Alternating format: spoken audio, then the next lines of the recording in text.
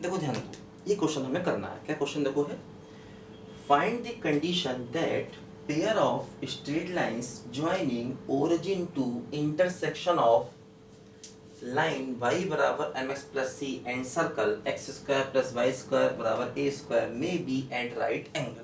देखो ध्यान दो, क्या कह रहा है, कह रहा है कि मान लो मेरे पास ये एक सर्कल है। देखो कोई वैसे ही सर्कल जो है इसका सेंटर 0 0 है, इस सर्कल का सेंटर 0 0 रेडियस a है।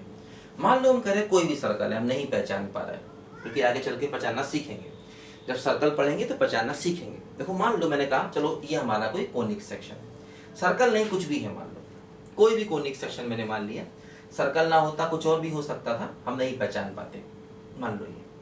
और देखो ये लाइन इसे काट रही है ना, मान लो 2 पॉइंट्स पर। अब हमने क्या किया, ओरिजिन को इनके पॉइंट ऑफ इंटरसेक्शन से मिला दिया, तो कह रहे हैं कि ये एंगल 90 है ना, ये एंगल 90 है ना। इस कोनिक और लाइन के पॉइंट ऑफ इंटरसेक्शन को ओरिजिन से मिला दिया और ये एंगल 90 है। देखो ध्यान दो, सबसे पहला काम क्या करेंगे, OP और OQ का हम निकालेंगे कंबाइंड इक्वेशन।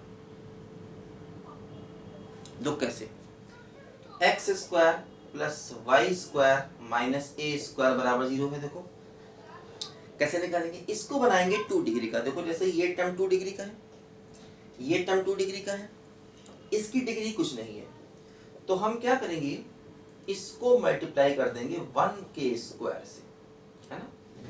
हमें क्या करना है, 2 डिग्री का होमोजीनियस इक्वेशन चाहिए।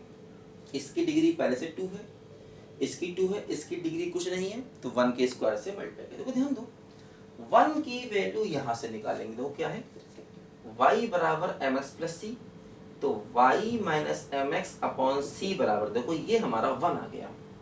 ये देखो 1 की वैल्यू यहां से निकालेंगे, क्या हो गई, देखो y माइनस mx अपॉन सी का होल स्क्वायर बराबर 0। देखो ये 1 की वैल्यू आ गई, ठीक बात है। अब देखो क्या होगा, यहां से x square plus Y square minus a square, देखो y square m square x square minus 2m x y upon c square बराबर 0। ये आगे देखो, बोलो।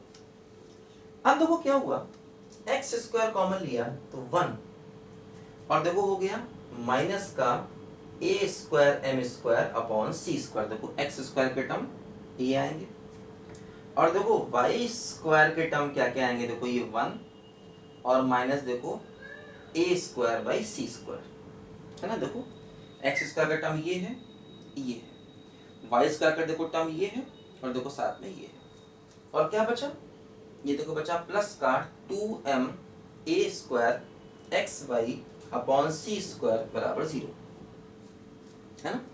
एक्स स्क्वायर के टर्म देखो एक साथ लिए, वाई स्क्वायर के देखो टर्म एक साथ लिए, और बाकी टर्म देखो एक साथ लिए। अब देखो क्या है, ये OP और OQ का कंबाइंड इक्वेशन है ना, OP एंड OQ का देखो ये कंबाइंड इक्वेशन है। अब हमें इनके बीच का एंगल 90 दिया गया। मैंने क्या बताया था कि अगर कंबाइंड इक्वेशंस आपस में परपेंडिकुलर हैं तो a प्लस बी 0 होता है, याद आया, है ना। कोई भी हो, चाहे होमोजीनियस हो चाहे जनरल इक्वेशन हो, होमोजीनियस हो चाहे जनरल इक्वेशन हो, अगर लाइंस के बीच का एंगल 90 है तो a प्लस बी 0 होता है, याद रखो। अब देखो यहाँ पर हमें कंडीशन लगानी है a प्लस बी बराबर 0। a मतलब एक्स स्क्वायर का कोफिशिएंट, देखो ये आया, ठीक है। b मतलब वाई स्क्वायर का कोफिशिएंट, ये आया, ठीक है, बराबर 0, है ना। a एक्स स्क्वायर का कोफिशिएंट और प्लस वाई स्क्वायर का कोफिशिएंट बराबर 0, ठीक। अब देखो क्या हुआ, ये हो गया 2 बराबर, है ना, a square m square plus A square by C square, देखो 2c स्क्वायर बराबर a square 1 plus M square. देखो ये कंडीशन आ गई। कंडीशन का मतलब होता है जो कांस्टेंट गिवन है, देखो जैसे a गिवन है, c गिवन है, m गिवन है, इनके बीच में रिलेशन, है ना। कंडीशन का मतलब होता है दिए गए कांस्टेंट्स के बीच में रिलेशन, ध्यान दो। तो वही देखो यहाँ पर हो रहा है, दिए गए कांस्टेंट्स ए सी एम के बीच में देखो यहाँ से एक ये रिलेशन आ गया, है ना। यही हमारा आंसर है। तो हमने क्या किया, कंबाइंड इक्वेशन को निकाला, उनके बीच का एंगल 90 था, हमने इस बात का यूज किया।